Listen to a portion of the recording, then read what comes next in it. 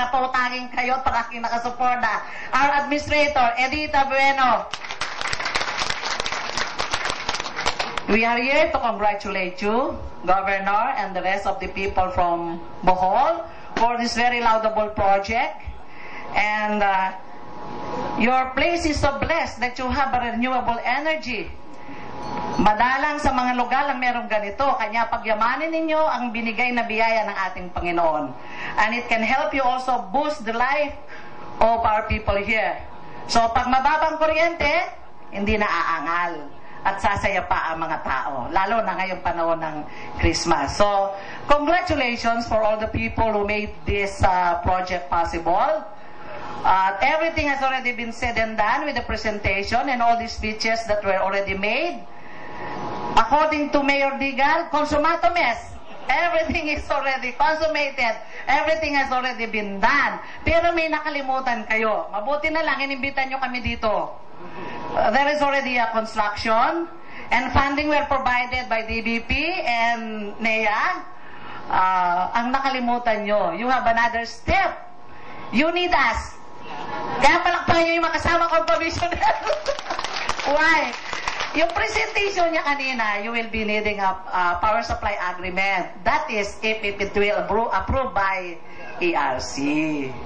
Doon po kami papasok. I understand it was already approved. Next step is Commissioner Tan for the rates increase, hindi ba?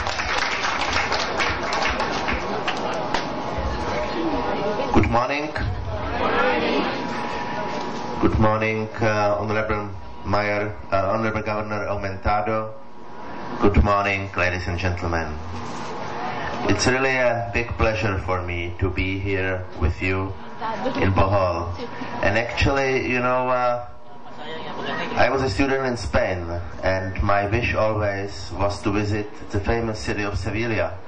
But I have never had a chance to visit it. And now I am here in Sevilla.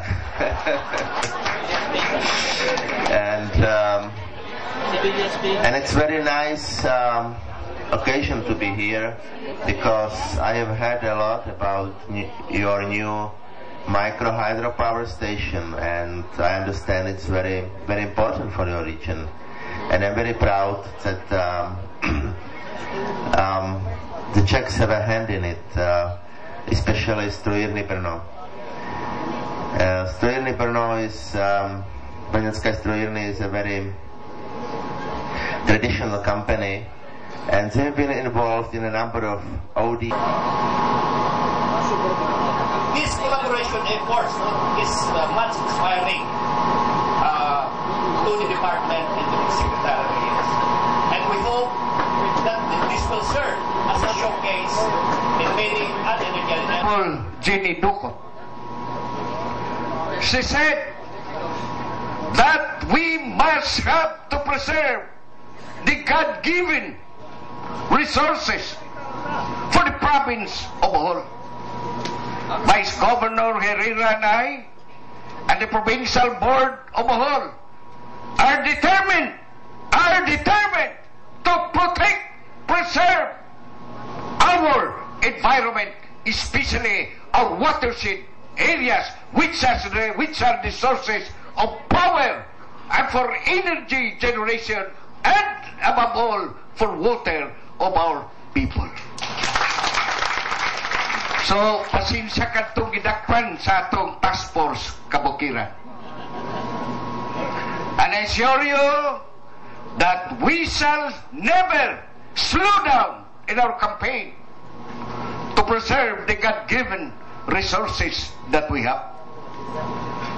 Gani, realizing, my friends, that we need the power, we need the water resources of the Lobok River, which is now providing